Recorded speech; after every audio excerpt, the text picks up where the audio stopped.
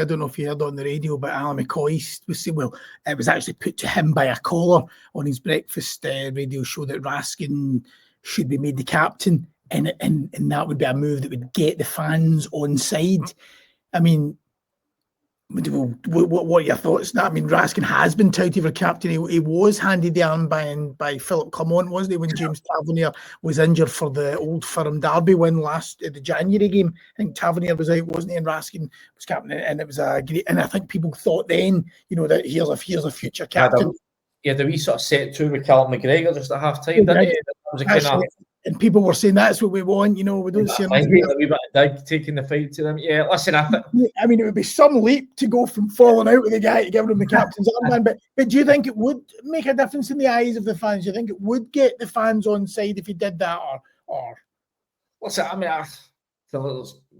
we don't need to go over the whole James Tavernier debate again, but generally speaking, if you think you're going to strip the captaincy off somebody, they need to have done something to deserve it, and I still think James Tavernier gets a hard rep from the Rangers support at times. I don't think it's his fault that he's been put in teams at times that are failing. I don't think he's been great at times, but I think he's been far from Rangers' worst performer over the time.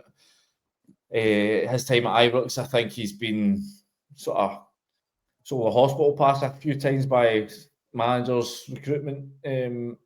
I think he's had to put up with a lot, and more often than not, he's dug Rangers out of hole. But I think he's dug Rangers out of more holes than he's put them in. That's probably the fairest way to put it. So,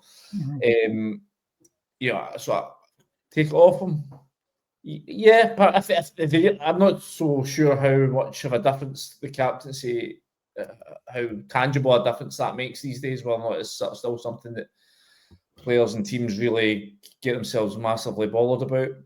Yeah. But if they were going to do it, they would have to do it in a way, certainly, that would be they would have to handle it correctly, is what I'm trying to say. I think you have a risk of saying it looks like a slight on James Tavernier, one that he probably doesn't deserve.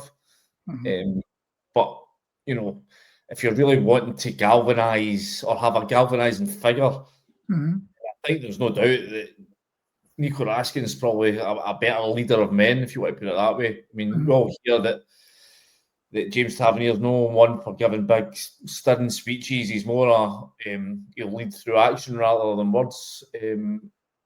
But I think you could argue that Nico Raskin's a more dynamic figure in that sense.